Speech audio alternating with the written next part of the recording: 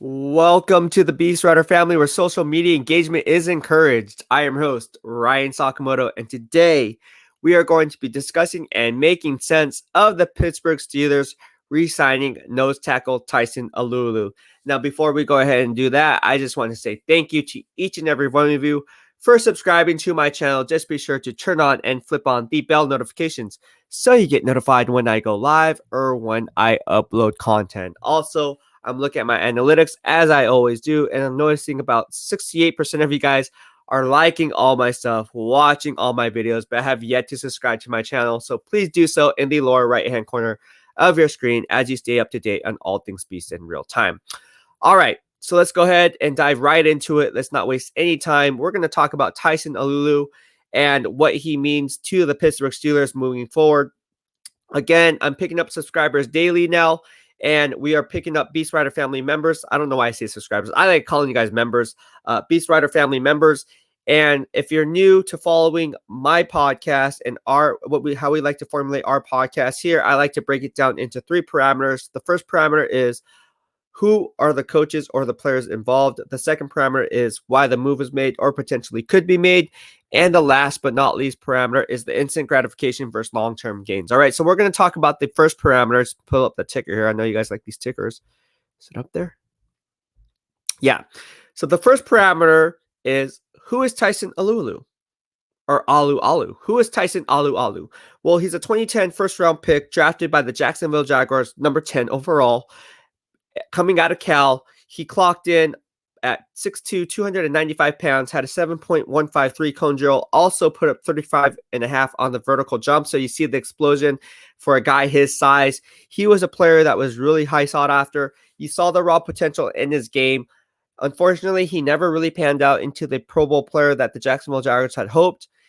He then would move on to the Pittsburgh Steelers years later. He played for the Jaguars from 2010 to 2016 before signing 2 multiple-year deals with the Pittsburgh Steelers stemming from 2017 to 2020. All right, so now we got that out of the way. What does he do well? Well, he's strong at the point of attack, right?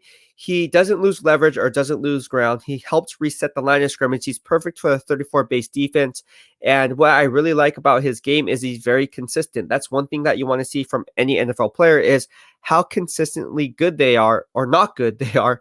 And then that way you can kind of assess how they would project moving forward. With Tyson Alualu, you get a player where you know he can be a 2-down, 2-gap run stuffer, and that's exactly what you're getting with Tyson Alualu. He's not going to bring much of a pass rushing presence like Javon Hargrave did back in 2019, but that's not to say that Tyson Alualu wasn't playing at an extremely high level. All right, which begs me to my next question. Why the move was made? Why did? Is it there? Yeah. So why did the Pittsburgh Steelers want to re-sign Tyson Alualu?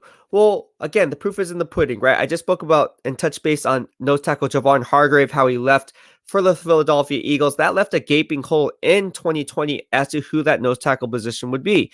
Who's going to take on that role? People thought, including myself, Isaiah Buggs would have been that guy coming from Alabama, but it wasn't. It was Tyson Alualu who they opted to make a switch from the defensive end backup position, backing up Cam Hayward and Stephon Tuitt, and slide him into the nose tackle position to see how he does. They then went out and rolled down on those gains by going out and trading for Chris Wormley from the Baltimore Ravens, striking a trade with them. And now, what are you seeing? They just signed an extension with Chris Wormley. See how that goes. But getting back to this podcast, and as it pertains to Tyson Alualu, they kicked him inside from defensive end to nose tackle and played at extremely high level. Now, for those who are new to subscribing to my channel, I have my own grading system. I don't rely on PFF. I grade all 32 NFL teams and their players. And in my grading system, Tyson Alualu was playing at an all-pro level. All-pro level. I have a grading scale out of a 10. You guys know this. 5 being average. If you're above average, I mean, that's anywhere from 5 and above, 5.1 and above, if you want to be exact. And if you're going to talk about Pro Bowl level player, you're looking at anywhere from 6.5 to 7 range. If you're ranked at 6.5 out of 7 in my grading system, you're borderline being a Pro Bowl player. If you grade anything above a 7.3 out of 10, you're graded at an all-pro level. Guess where Tyson Alualu graded out? 8.2. So he was playing at an extremely high level in my grading system, and my analytics will back that up.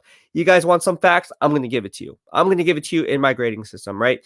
Here we go. He ranked first on the team in maintaining gap integrity in terms of missed assignments. He only had 6 missed assignments versus the run in maintaining gap integrity in my grading system, which ranked first on the team. Second of all, he also ranked first on the team among starters when it comes to missed tackles versus the run. He only had 5 missed tackles versus the run. 5 missed tackles versus the run when you're a 3-4 nose tackle, when the runs are being brought up to you and you're multiplied by occupied, multiplied by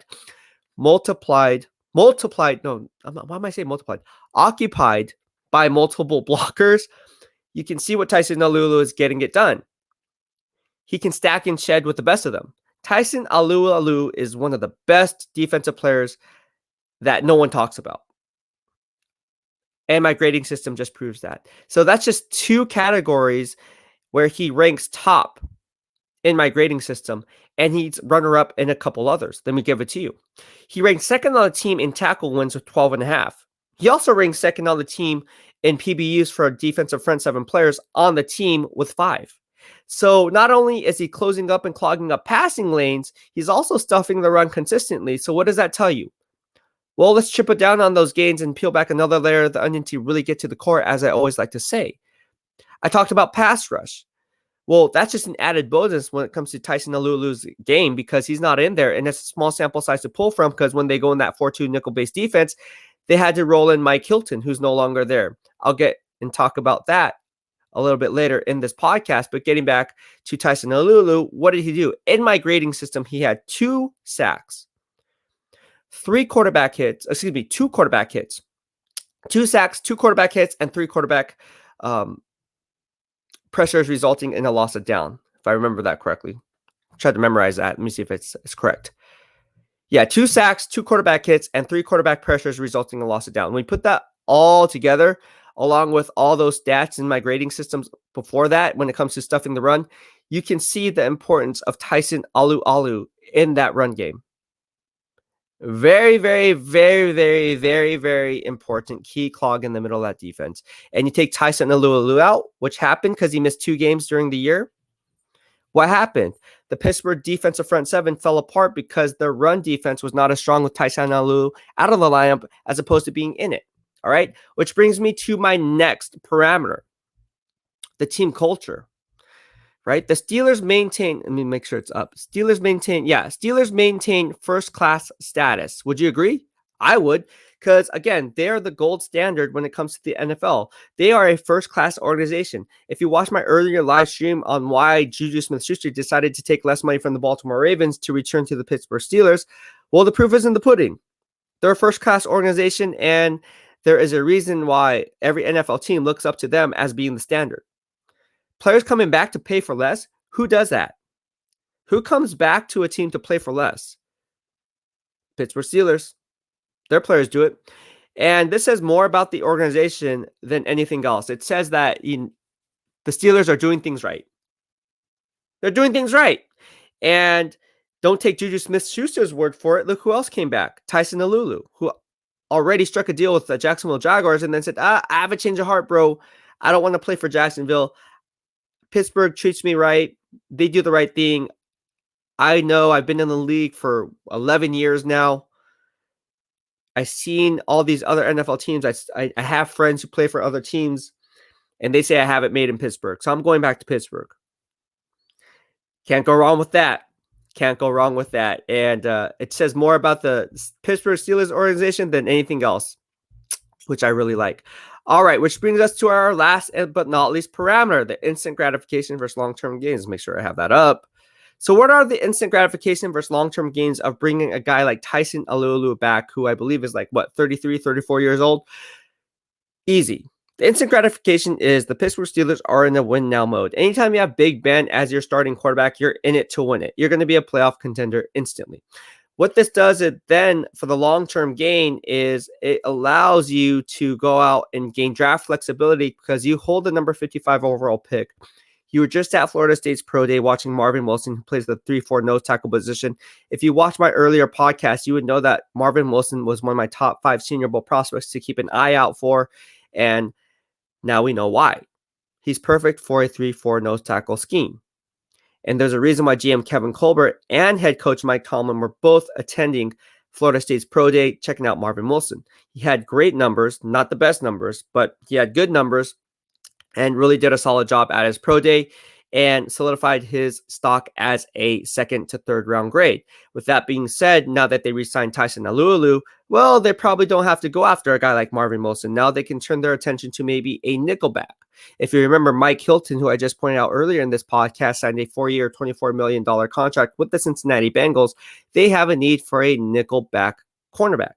And I believe the 2 starting cornerbacks to open the 2021 season will be Cam Sutton and Joe Hayden.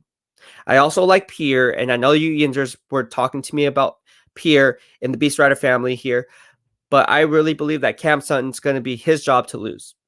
With that being said, who's going to play the nickelback role? Well, Pierre can possibly do it, but I think Asante Samuel Jr. out of Florida State, who, again, played with Marvin Wilson and who was their GM Kevin Colbert at that Pro Day, can slide right in there at pick number 55 and really take on that slot cornerback role. So that's where I see it going. Again, I'm not saying that Asante Samuel is going to be drafted at number 55 because obviously there's a lot of other teams who are likely drafting ahead of them that like Asante Samuel as well. So if the Steelers were to make a play for Asante Samuel, or if he should fall to 55, I wouldn't be surprised if he was the pick. Last year, I thought they would roll in the 2nd round with Cam Akers coming out of Florida State. They opted for Chase Claypool. We know the backstory there. Chase Claypool was obviously the better choice. However, double down on those gains this year. I wouldn't be shocked if Asante Samuel was the pick this time around. Well, that'll be it for this podcast. I hope you liked what I had to say. If you did, please hit the subscribe button in the lower right-hand corner of your screen as you stay up to date on all things Beast in real time. Also, for all you Yinzers out there, if you like what I have to say, please drop your comments. I love engaging with you Steelers fans. You guys have a lot to say, a lot of good interactions. Anytime I post a Steelers podcast, it goes berserk in a positive way. You guys love talking football with me, and I love talking football with you. Thank you so much. Have a good day. I'll be back on another live stream coming up, but for now, I'm going to be out of here. Here we go. BEASTwriter out.